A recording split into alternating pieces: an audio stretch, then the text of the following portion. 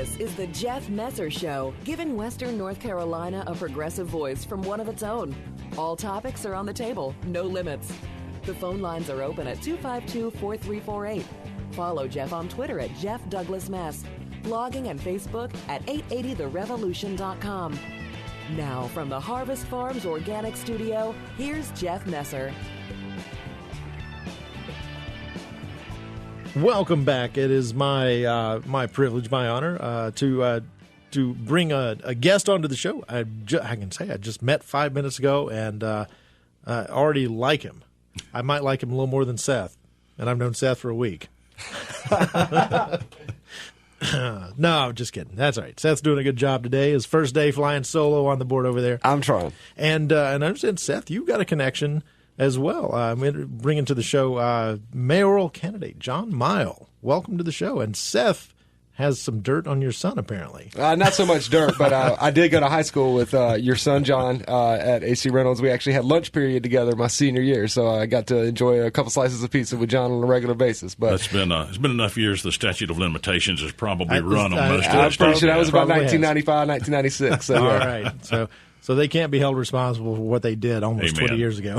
So, John, welcome to the show. Thank you. So glad to be here. I am thrilled to have you. And now I'm looking at your website, a very nice looking website, MiallForMayor, MiallForMayor.com. And you're an Asheville native. I am. Born and raised in West Asheville. All right. Aycock Elementary, Hall Fletcher Junior High in those days. Asheville High. I went to college at Montreat Anderson when it was a junior college. Okay. And then went to UNC Asheville and finished my 4-year degree there. So very, very local. Now, you've been out at the county, right? I have been on the beach a couple of times. All right, good. I'm just checking. No, when I was growing up, my grandfather, he loved to have the claim to fame. The furthest he had ever left home was when his son, my uncle, moved to upstate South Carolina. Yeah. And he would occasionally go visit down there. He didn't like to get too far from home. Well, I've actually traveled extensively. Some of the work I did before retiring from the city carried on into another career post-retirement. So I've literally been everywhere from Honolulu to Canada and the Caribbean and every point in between in the last 15 years. So it's been a very, very good experience. Traveling around, but you've always called Asheville home. Absolutely. It's a special place. We were talking about that before we went on the show. You'd brought up the horrible tornadoes going on out in Oklahoma. We heard about that from some of the news reports earlier today. It's terrible, but we're blessed to live here in a place like Asheville. And so why wouldn't anyone want to keep it close? Right? It's not a secret we can keep any longer. No, the word's it's out there. It's out there. That is true. But you had a 30-year career working for the city of Asheville, city government. I did. I went to work there right after graduation, had a short stop in one or two other small jobs, and then had an opportunity to go to work for the city. And it's kind of odd. My intention at that time was to work a couple of years and then maybe go on to law school. Kind of lost the fire for law school along the way, and was always kind of glad I did. Right. But then 30 years later, I was retiring, so it wasn't a plan. It's just you just the way looked it up one day and you're like, I guess law school has passed me by. Absolutely. No, I had a chance as an undergraduate at UNCA to work in a local law firm as a paralegal. And that was an eye-opening experience. My hat's off to the people that do that, but every day I thought I could not do this for a life. I could not possibly listen to people's problems all day. Yeah, it's got to be tough. Yeah. I guess that's why they get paid so much, though. They do get paid well in most cases. Quite well. I guess, they probably earn it. All my lawyer friends are out there throwing stuff at the radio right now, but they generally get paid pretty well. Well, they do. They do. It's never cheap. When you have to hire a lawyer, Amen. You know what's going on. But you worked, like I said, for 30 years here within the city of Asheville, including human resources, benefits management, and you served as the director of risk management. And tell us a little bit about your experiences working here for the city. Actually, I started out, my first 3 years were in inspections, so it's kind of feet on the ground kind of thing. Okay. After about 3 years there, they decided I had some skill set they were looking for and moved me to personnel in those days. The human resources didn't come along as a title until later. Right. They fancified it down the road there a little bit. They did. But in those days, the early days in the HR world were largely benefits and workers' compensation. We self-funded most of those things, and I had the chance to do that. It's hard to imagine now when that is so much the norm for mid to large-size employers. They don't purchase insurance. They try to self-fund their programs, right? Which is just a matter of banking the money in a different way. But that was very innovative at the time. Back in 1990, there was a decision then to basically have me do the same things in our other liability lines. So, with 800 automobiles and fire engines and police cars, you had to have fleet insurance. You had to have liability insurance in case the cops arrested the wrong person or somebody ran over somebody's dog with a golf cart or something. So sure. I was doing all that. So the beautiful part of my job was it put me in touch every day with people in this community and every department of city government. I really, really had a chance to know the organization inside out. So you saw the inner workings Absolutely. From up close. And saw the giants in this city's history. I can truly say some of the greatest people that ever passed through these city limits I had the chance to work with. Good people. Anybody sort of stand out in your mind that you just kind of met them or saw them and you went, whoa, this person, they're going places? Absolutely. Ken Michaelov, who was city manager, council member, and later mayor. Right. Across the political spectrum, Lou Bissett was a wonderful leader. Billy Walcott, the late Billy Walcott, his son is still very much alive, but Billy Sr., for whom the Public Works building is named, was just a tremendous asset to this community. And I tried to sharpen what I did by rubbing up against them, as it were. Right. So it's not just a matter that you know where a lot of the bodies are buried, as they say. Nobody ever showed me the cemetery. Oh, my gosh. That's like a standing joke, but I never knew where anything was buried. I was too busy working. Yeah. Well, that's good. Yeah, you stayed too busy. Well, that's probably going to serve you well, though, in your run for mayor. I hope so. I hope so. So, what drove you to decide, hey, this is what I want to do next? It's got to be a hairy choice to make, to say, I want to dive into this as contentious as politics are, especially in the state of North Carolina right now. Had you decided that you wanted to run before the election of last year, before things changed in the state? No, not at all. In fact, one contrast between myself and my only announced competitor to date, Esther Manheimer, I'm told that Ms. Manheimer had announced some years ago that she intended to run for mayor after her first term on council. And conversely, I never wanted to run for a public office in my life. Right. I think what happened to me was a culmination of things, having seen the best that local government could offer over the years, watching some of the terrible things that happened to us in the past year coming out of Raleigh with loss of airports and losses of water systems. And the list goes on. And I thought, at a point, I want the chance to exert some leadership, something I think is missing in the current mix. And it's not that we are leaderless, but I think I saw people that maybe would have had a better plan than to let a lot of this happen. Sure. And that's a lot of people who go into politics are come from a frustrated sideline perspective. A lot of the times it's like, oh man, I would have done it this way, and so I'm sure that a lot of that was going on. You're watching it, and you're a native. You love the city. Yep. You clearly invested your life working within the Asheville city and so forth. And so you really have a dog in the fight that a lot of people don't. And so you look at it through different eyes than I think a lot of people do. I was marked I was marked by the John Kennedy, ask not what your country can do for you. I never for a minute in all my 30-year career with the city didn't think that what I was doing mattered. Right. And I want to restore that. I think the building of relationships is largely what I did throughout my 30-year career. I think building relationships, whether it's with adjoining counties or with the county commissioners or even possibly our legislators in Raleigh, is something that's been overlooked. It doesn't have to be as antagonistic as it's been. Right. Yeah. Some people, and this is an observation that I make, is you see a lot of times that people go in with really good intentions. And then once you're in there, in that room, it becomes politics for politics' sake a lot of times. And you lose sight of why you got in the room to begin with. I was a political science major at UNCA, and I remember one of the early definitions I was exposed to of politics in general was it's the art of who gets what, where, and when.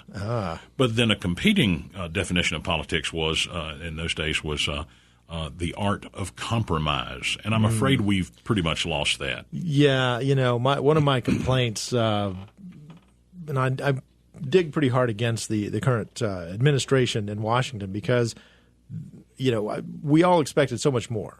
Yeah. Very conciliatory, way too much compromise. And the idea, and it really frustrates me, is you look at it, you go, they come to the bargaining table, and the Republicans come to the table right where they want to be. And the Democrats come to the table right where they want to be with a list of fallback twos. And the Republicans don't show up with any fallback two positions. And the Republicans say, I want this. And the Democrats go, well, I want this. And the Republicans go, no. And the Democrats go, well, how about if I give up this? Then will you let me have it? The Republicans go, no. The Democrats go, well, let me give up this. And it goes on like that, and suddenly you've lost all this ground, and you're weak. There's one of my favorite books in my small library at home is someone gave me many years ago. It's called Man of the House. It's the biography of Tip O'Neill. Right. And about his years as Speaker of the U.S. House right. In Washington. But there's a picture in the center of that book of him and Ronald Reagan smiling happily over some legislation that the president had just signed into law, and I think he was handing Tip the pen, the ceremonial pen. And I keep going back to that in my mind. I'm thinking, I can't think of two more polar opposites in the political universe than Ron Reagan and Tip O'Neill. But they got stuff done. But they worked together because they had to. That was their job. Their job was to figure out how to get things done despite their differences. Building relationships, Absolutely. And that's what it boils down to. It really does. And, I have to think that when you get into that room with all of these other people who come from such different points of view, I mean, that's the weird thing about elections and, working as the mayor or the city council and all this stuff is you really can't.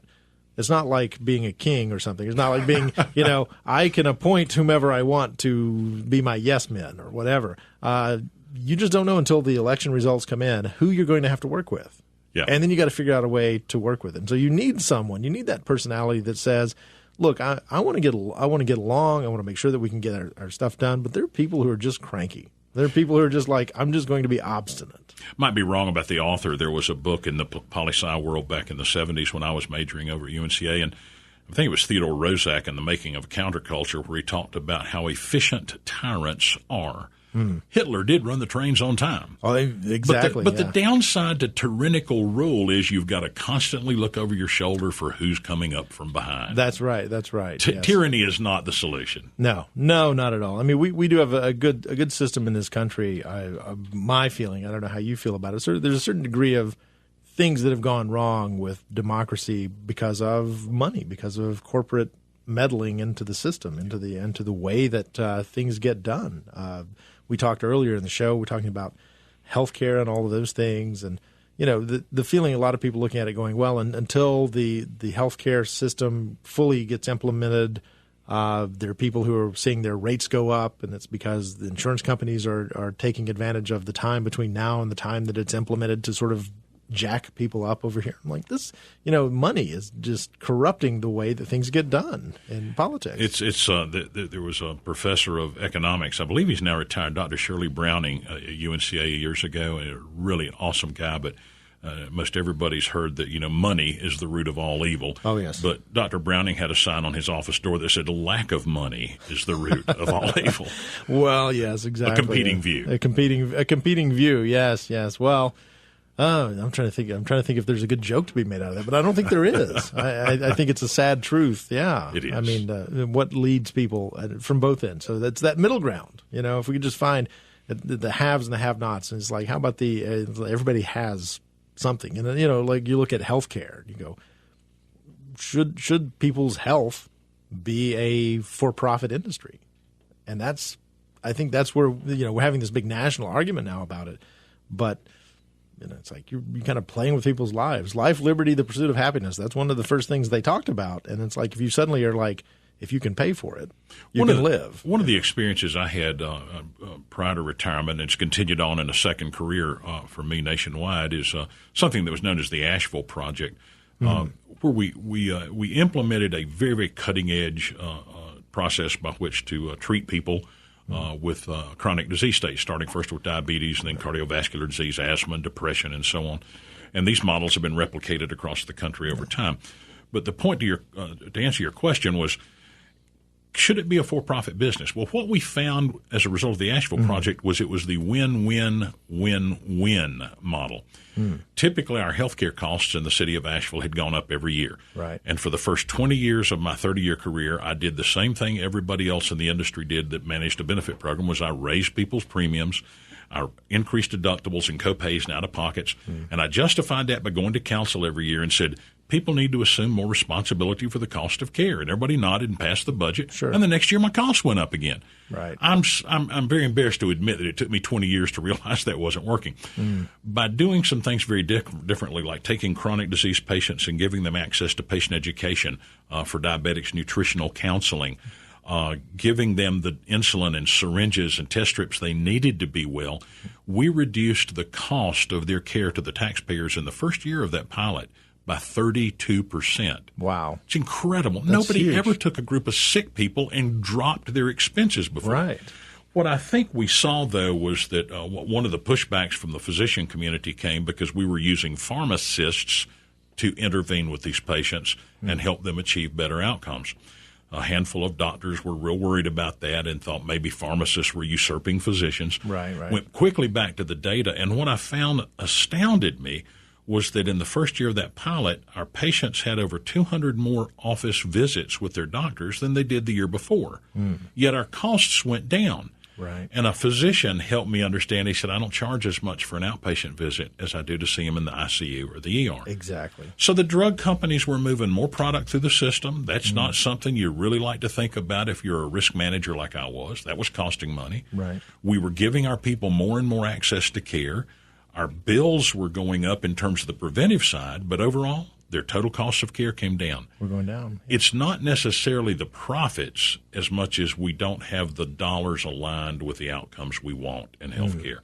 And again, building those relationships with the mission hospitals and local physicians and other employers in the region over the time, those are the kind of relationship building and leadership opportunities I want to bring to City Hall. Wow. Well, that's fantastic. You just explained it in such an efficient way, and it just makes so much sense. It absolutely makes sense to approach it from that angle, as opposed to waiting for, a lot of people wait until it's much too late to start getting preventative treatment. Yeah. But if you're on board with it early enough on, it just works out better for everyone. Well, and a vision I've had for some years now for the city of Asheville is something I'd like to devote myself to as mayor in part. Is years ago going down to Raleigh one day for a meeting and passed the Durham city limits sign there on I-40. Right. And it says, "Welcome to Durham, the city of medicine." And I always thought, well, cool, if I had Duke Hospital in my backyard, I'd say the same thing. Sure. But why couldn't Asheville claim to be the city of health and wellness? Sure. When you look at the interest we have in buying local and better nutrition, the multimodal transportation that the council has been advocating for years, healthier lifestyles, I think Asheville is poor. And if you look at our history, the very tourism-based economy that has sustained us grew out of Asheville's roots as a healthcare mecca. Right. In the early days, people came to sit in the Sulphur Springs in West Asheville for their good. I can't imagine sitting in something that smelled like rotten eggs was good for you, but it happened. The Grove Park Inn itself was built on pharma money. Edwin Grove was a pharmaceutical salesperson. He sold tonic. It may have been mostly snake oil, but it. Again, Asheville's history is so embedded in healthcare and wellness. Sure. I think that's something that's untapped. We can make it happen here. Absolutely. Well, and Asheville's reputation, we could be a leader in the state. I think we're so close, and we're already kind of a beacon. Yeah. But we could be an even bigger beacon. Asheville has got a unique advantage over a lot of other places, and I think there's a reason that we've grown and seen more and more success in the past decade, even. Yet at the rate we're opening new breweries in this community, I'm just waiting for the study that says beer is good for your health. We need that's the one piece we need. I will submit. I'll be on that panel to help you with that study. I can think of about a dozen more. Man, I can think of 100 people that will sign up for that. Yeah, Seth's over here on the floor. I think he's got some ideas in mind. Yeah, it's like, hey, that's right. You're winning votes left and right already. Man, alive.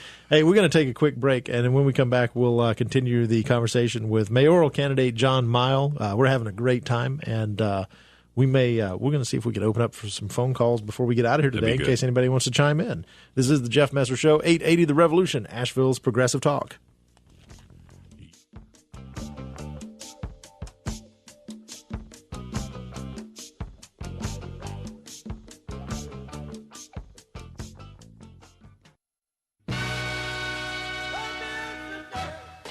This is the Jeff Messer Show on 880 The Revolution.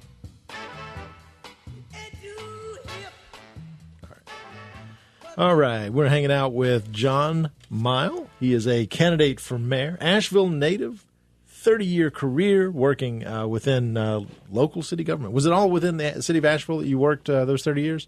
Yes. Well, there were occasions I was loaned out at one point for a short stint to the MSD folks. Okay. I got to know some of them and worked with them a little bit. But All for the city of Asheville. The paychecks at the city of Asheville for 30 years. For 30 years. When did you start doing it? I don't want to give away your age or anything like That's that. okay.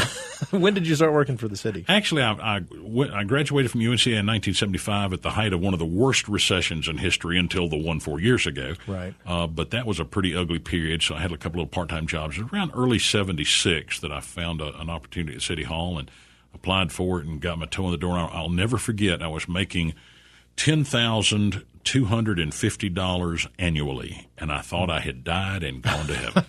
This was in the 70s, though, so yeah, this is pretty good. It seemed like a lot of money at the time.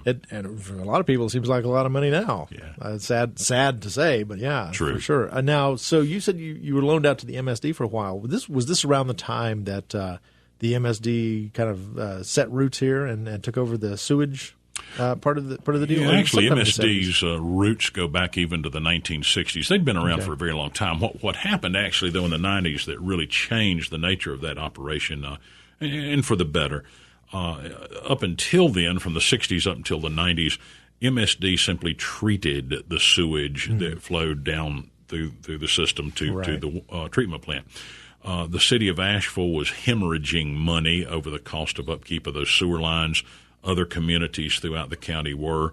So most of the municipalities sat down and literally just handed over their systems to MSD for operation and maintenance. That really was a needed kind of change. The folks at MSD, by the way, are great people. I'm not a fan of what the legislature is doing with the water system or hoping to do. So, but it doesn't reflect on MSD at all. No. Great organization, great people. Notwithstanding the recent boo-boo down on the river. Well, we talked about that, and it is tough because I think stuff happens. People want to sort of go the state government, they want to transfer the control of the water system to the MSD, and all this stuff. But when that spill happened, and I was very careful about saying it's like they're not the problem.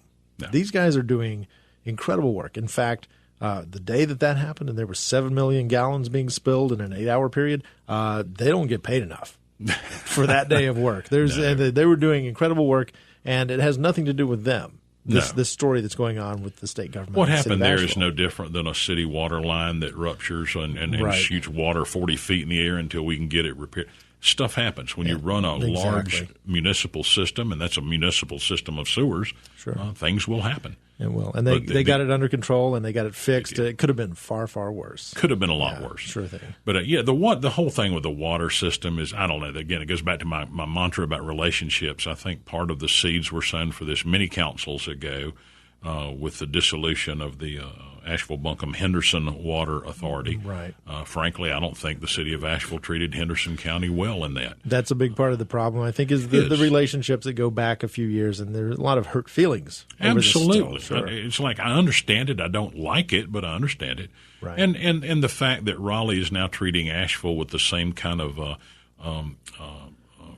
comeuppance or disregard that Henderson feels they were treated with at the time doesn't make it right. No. We can do better. We can do better. Well, and, my point on all this has sort of been, and a lot of people who talk about the water situation, it's one of the hot button topics. Sure. I'm sure you're going to be talking about it a lot between now and and the election, no matter which way it goes. Yeah. I think this is the topic locally right now, as far as that goes. And, there's some concern, of course, the idea that when the MSD took more control, when the city was hemorrhaging money and they were having issues with running things on their own, it was a needed thing. Something was broken that needed to be fixed. Yes. And what we're dealing with now, I think this is the big problem a lot of people have, is it's not broken. It doesn't need to be fixed. And it's just this overreach that's happening at the state level. And so, without really getting into specifics, it sounds as though you're on the same side as pretty much where the city council is now, and as well as the folks who are fighting against the state doing this. Where do you come down on that? What's your feelings of that? Actually, I would like to have seen the city do some things differently along the way. I do think there were opportunities perhaps to have resolved this short of the legislation and the litigation that is going to be expensive and time-consuming. I support the council's decision to fight this in court. I don't think we can just sit back and take it. But again, the opportunity may have been lost even a couple of years ago. Right. That said, what I'm particularly concerned about, for example, I was working briefly with a group of concerned citizens. There was never a formal name to this group. We were advocating strongly that the city reach out to the former mayors, all of whom we had respectively talked to, and this was across all political lines. These were living former Democrats and former Republican mayors of the city who were all very not fond, to different degrees, but they were not in favor of Asheville losing its water system. And the city never availed themselves of that resource, literally up until the day before the big press conference. And then it had kind of lost its steam. It didn't matter. It was over with at that point. Right. And I think if I had a resource like all the living ex-mayors in this city's history that could and would have stood up for that, I'd have worked that angle. Instead of waiting until it was a fight. Yeah. And that's, that was the thing, because I kind of looked at that situation and I thought, wow, this is impressive that all of these people, it became a nonpartisan issue. The council was unanimous, the support behind them, Carl Mumpauer, for crying out loud, the statement he made about he would leave the Republican Party if this went through, and all of this stuff. And I thought, this is a powerful statement. It is. Of unity in the city of Asheville for what's right.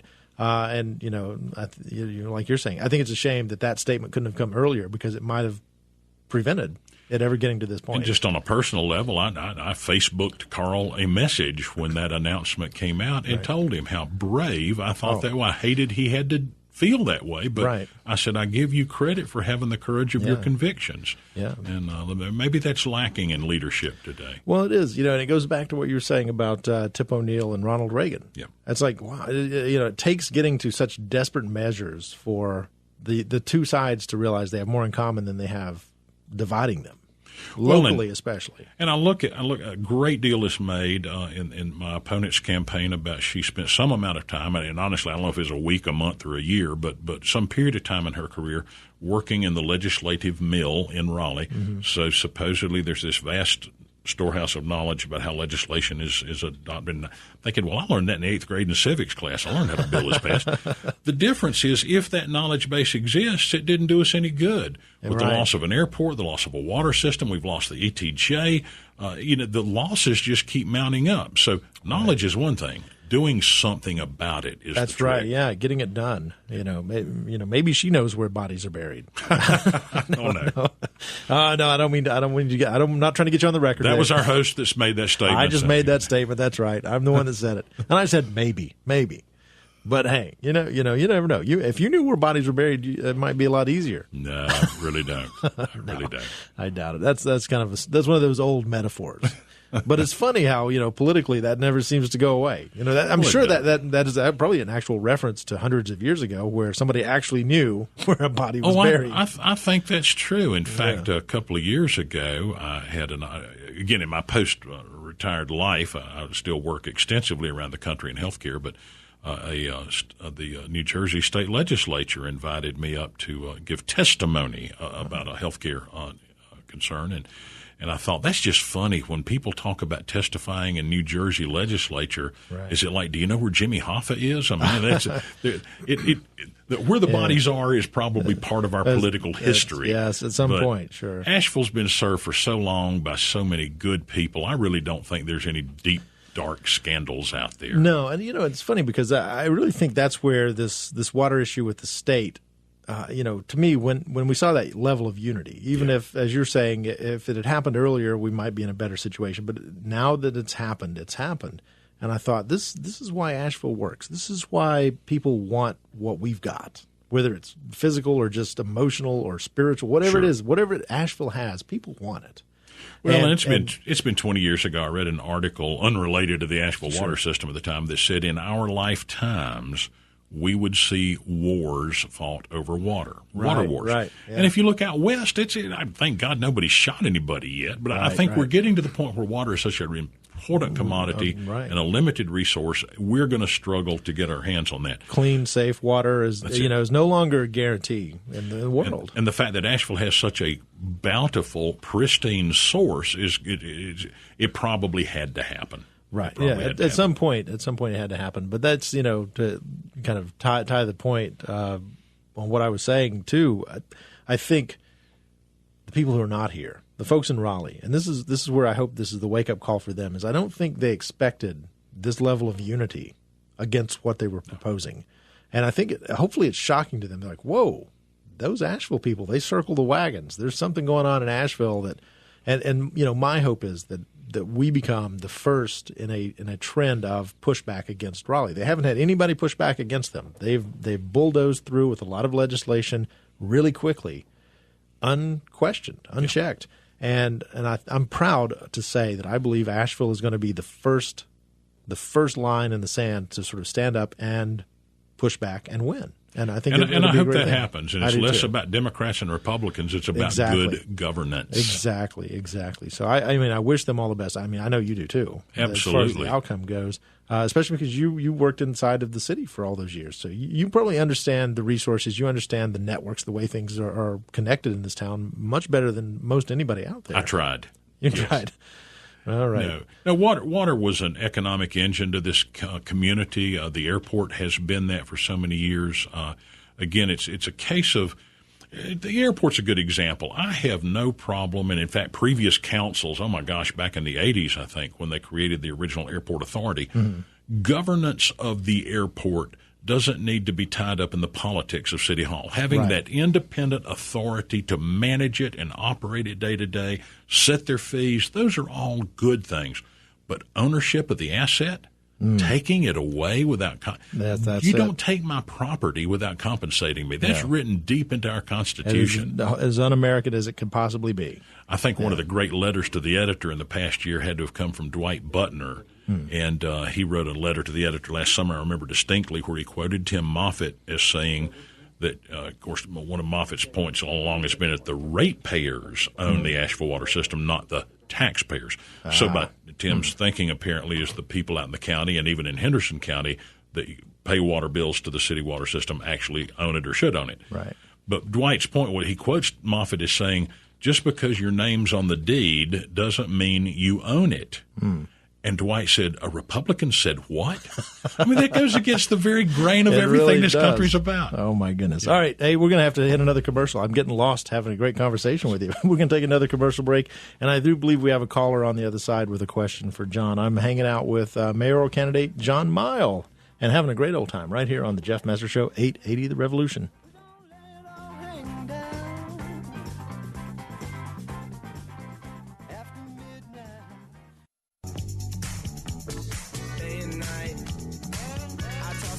This is the Jeff Messer Show on 880 The Revolution. We are having a great time with mayoral candidate John Miall here in the studio. It's been a pleasure to meet you and hang out with you today. I've thoroughly enjoyed this. Thank you. We've had a good time. Time is flying by real quick. Is this a paying gig? Is there any chance I could get paid for coming back? Oh, my God. Well, now you're going to get a scandal started. Seth's over there holding up a sign that says not much. You're going to get a scandal. It's like, oh, my gosh, we're paying him to come on the radio. Oh, no. We don't want any scandals to come your way. So we're going to keep this completely clean on the up Absolutely. and up. On the up and I up. can't be bought. No, I can't be bought. I used to say that. I said, I can't be bought, but I can be had. Now, I understand you have a certain position to do with the Parks and Rec situation. I know there's a bit of a controversy going on about what we're going to do with the parks around Asheville and so forth. And you said you're going to go out to some of the ball fields and the parks after this. Where do you come down on that? What's going on with that? For your listening audience, I will leave here in a short period and head out to the ball fields and pass out some cards and do a little campaigning. The park situation is intimately tied to our budget mess. Let me walk your listeners back through the last 30 days, not because they don't know it, but if you look at it in the total, within the past month, the city council has had a community meeting or more, had several actually, and told us that the sky's falling. The budget's a mess. We're going broke. If we lose the water system, it'll be even worse.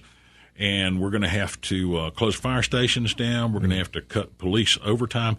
Go ask the people in Boston if you really have control over when the cops need to work overtime. Right, exactly. And then we're going to have to close parks, and we're going to shut down Little League. I mean, this has been the Chicken Little of budgets if I ever saw it. Wow. Now, as recently as day before yesterday in the Asheville Citizen-Times, it's not as bad as it looked a month ago, maybe a penny tax increase. Here's my bottom line. Okay. We've already been hit with a tax increase in the form of the solid waste and recycling fee that was $3.50 for recycling. It's now going to be $7 for the whole thing. Right. Financially, we're not getting core services covered, sanitation being one of those, by our ad valorem taxes. That's a problem to me. Mm-hmm. The second thing about that is I would never, ever threaten the people of this community, the parents and the kids that depend on those fields and those parks and the little leagues, basketball and baseball. And that is wrong. I am ashamed that a council that I, in part, elected decided that was the way to get people's attention and get them to roll over for a tax increase. That was wrong, and I would never do that. Well, I appreciate your passion in that. Absolutely. I have a 10-year-old son. I know the importance of the parks and the recreation, and it seems that politically the easy thing is, we have budget problems, so we're going to cut resources that indirectly, sometimes more directly, affect the money that comes into the community. It's like if you start shutting things down, if you start cutting things back, then you're not saving money, because in the long term you're going to lose more by not having those outlets. The devil's in the details. I have volunteers that are very, very good with numbers. One of these fellows ferreted out in the city's budgets and CAFRs. Those are the annual audited financial statements that by law they have to have it done every year. For the fiscal year ending June 30th of last year, 2012, the city's revenues increased by 3.8%. Now, I don't know about you, Jeff, but I can get a 4% raise last year. No. That's pretty good. In a bad economy, your income went up 3.8%. That's good. That's incredible. And then I got to thinking, what council is telling us and what Lauren Bradley had told us at all these community meetings, they never said our money is lower or less. Mm-hmm. What they said was our expenses are increasing at 5 times faster than revenues. Well, if my income went up almost 4% and I still can't live within a balanced budget, I'm living outside of my means. Right. If we can't live within those confines, we're not being good stewards of the public's money. And that's what I was taught for 30 years. Wow. Impressive. I really appreciate that answer. That is an impassioned answer, and you're pulling no punches. And I think we miss that a lot in politics. Just tell the truth. It's just tell the truth. Absolutely. I'm on board for that. All right, we're going to take another quick commercial, and when we come back, you can tell folks how they can get on board the John Miall train. Send a check. Well, that and more when we come back. 880 The Revolution, Asheville's Progressive Talk. We'll be right back.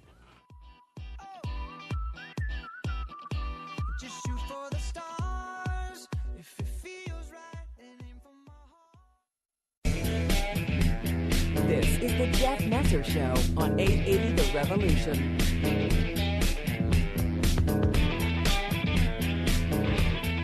Well, I have to tell you, I have enjoyed getting to know John Miall this past hour. Man, how time flies, though. Absolutely. My goodness, we're almost out of time. And, I never even asked, although you just gave it away in the commercial we were talking, I never asked which party it was you were running for, because on a certain level, I don't think it matters. I think, if you get somebody in and you don't go, people out there listening, they're going, tell me if it's a Republican or Democrat so I'll know how to feel. No. Just talk. Just talk to them. Just tell them what you're all about. And let them be surprised if they're sitting there agreeing with you and they go, wait a minute, he's a member of the other party.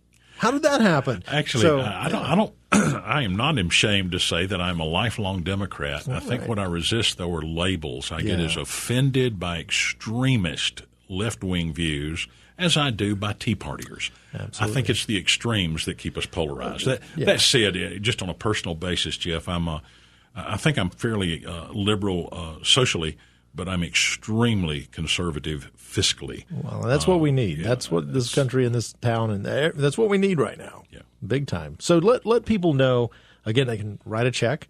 Or as you were saying, your website person saying, hey, you got to get a PayPal going because people don't do checks anymore. Absolutely. How can they find you? How can they contribute? Where can they go to get on, like I said, on the John Miall train? There are links on the MiallForMayor.com website that would allow folks to volunteer, to donate money. And to be honest, money is important in the course of a campaign. Right. But what's more important, truthfully, are volunteers. I'm blessed with lots and lots of good folks from my age on down to youngsters in their 20s that are volunteering for things.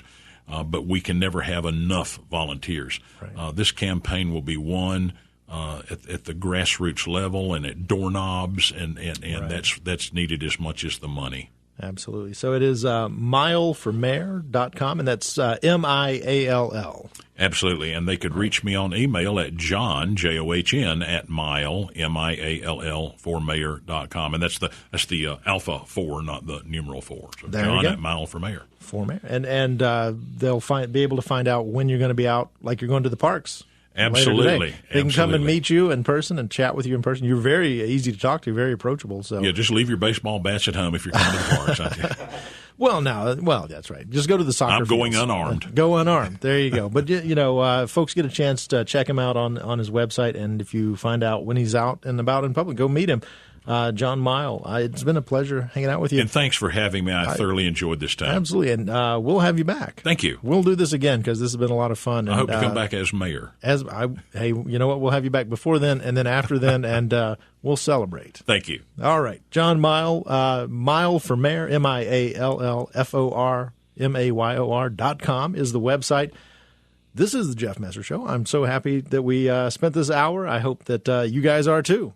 I think we just learned a lot, and what a great guy, John Miall. Best of luck out there on the campaign trail. We'll be back tomorrow, your calls, and so much more. Who knows what's going to happen between today and tomorrow? But we'll make fun of it if it does, if it's worth making fun of. Hey, Seth did a good job today, man. Way to go. We'll do it again tomorrow. This is the Jeff Messer Show, 880 The Revolution, Asheville's Progressive Talk.